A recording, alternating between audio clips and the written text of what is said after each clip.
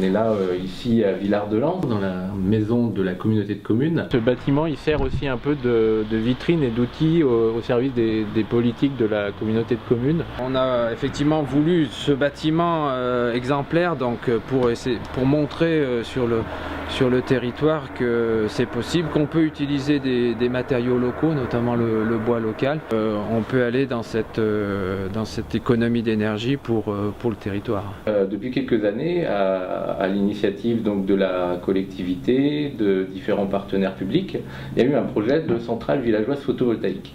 Et vous vous êtes retrouvé au cœur de ce projet, même acteur citoyen de ce projet. Il y a beaucoup de panneaux solaires, alors soit thermiques, soit photovoltaïques sur le Vercors. En même temps, on a envie d'aller plus loin et de mettre en place des structures qui soient plus ambitieuses, plus volumineuses, qui soient en même temps intégrées dans le paysage, dans notre territoire, parce qu'on ne veut pas non plus le dénaturer. Et pour ça, on a besoin de voir un petit peu plus grand, d'avoir des bureaux d'études, des architectes, des conseillers pour nous aider. C'est l'intérêt de se grouper à plusieurs. C'est que là, on œuvre collectivement avec une volonté de faire participer tout le monde, des citoyens, des gens qui sont engagés pour faire avancer, créer la société, monter les statuts, aller rencontrer des propriétaires et concrètement mettre en route le projet pour que ça démarre en 2014. Il y a des motivations purement environnementales, il y a les motivations purement coopératives, c'est-à-dire créer ensemble.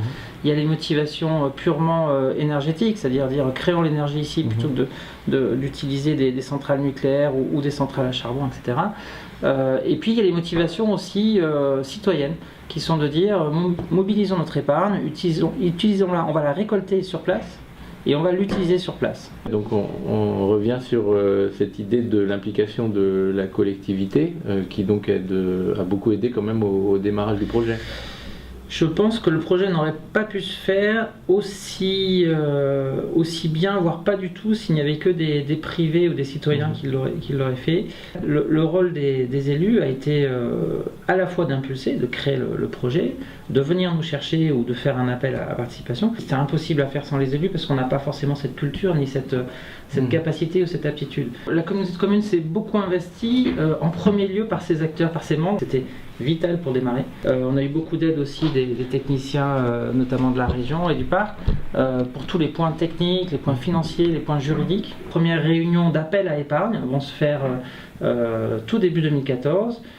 Une part vaut 100 €. Donc à partir de 100 €, on peut dire, on peut les offrir à ses enfants, on peut se faire plaisir en se disant je vais produire de l'électricité localement, à terme je vais aussi la consommer localement et je vais en tirer un tout petit bénéfice à la fois environnemental et financier. On comprend l'intérêt que ça peut avoir de placer son argent dans un projet qu'on va voir tous les jours plutôt que de le placer à la banque finalement sans qu'on sache bien comment il est utilisé. Je pense que finalement la vraie plus-value elle est dans le fait de dire que c'est du placement local pour l'investissement local et du retour local et une visibilité locale. Le projet il n'est pas à l'échelle des 4 montagnes seulement, il est sur 7 parcs, il est sur plein de projets, donc il y a une fédération des statuts, des consultations d'avocats et d'architectes qui fait qu'il y a une démarche quand même technique appuyée par des organismes sérieux. La communauté de communes Massif du Vercors a travaillé sur à la fois l'aspect architectural avec le CAUE, Conseil Architecture, Urbanisme, Environnement, avec la GEDEN sur les aspects